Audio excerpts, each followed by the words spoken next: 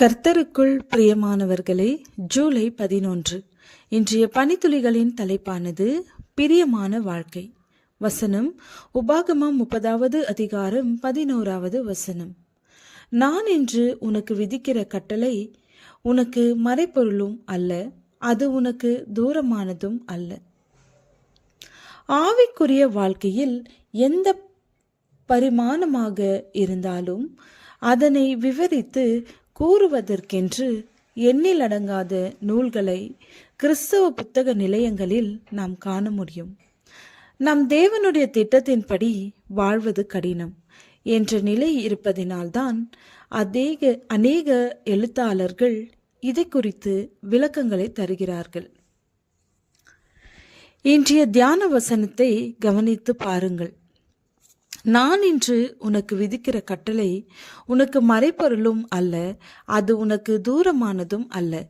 நாங்கள் அதை கேட்டு அதன்படி செய்யும் பொருட்டு எங்கள் நிமித்தம் வானத்துக்கு ஏறி அதை எங்களுக்கு கொன்று வருகிறவன் யார் என்று நீ சொல்லத்தக்கதாக அது வானத்தில் உள்ளதும் அல்ல.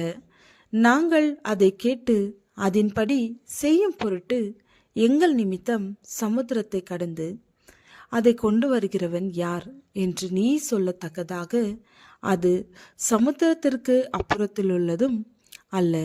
நீ அந்த வார்த்தையின்படியே செய்யும் பொருட்டு அது உனக்கு மிகவும் சமீபமாய் உன் வாயிலும் உன் இருதயத்திலும் இருக்கிறது.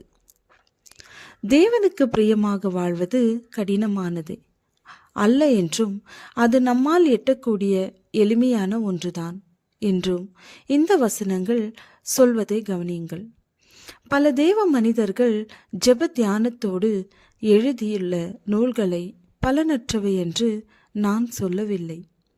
நானே ஒரு புத்தக பிரியன்தான்.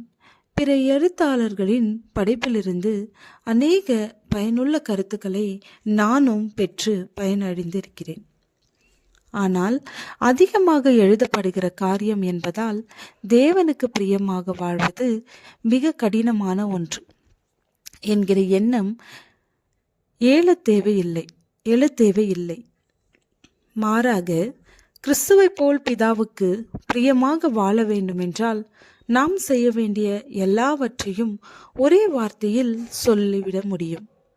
கீழ்ப்படிதல் என்பதுதான் அந்த வார்த்தை. தேவனுடைய சொல்லிற்கு கீழ்ப்படிந்தார்கள்.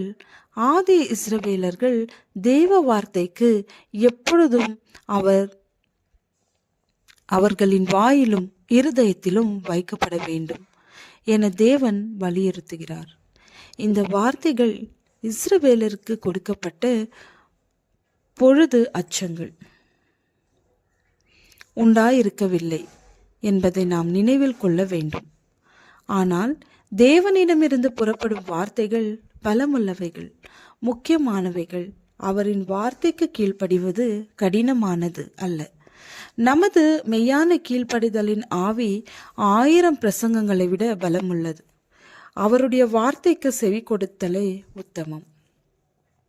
ஜெபம். பிதாவே, உமக்கு கீழ்ப்படிந்து வாழ எங்களுக்கு அருள் செய்யும். ஆமீன்.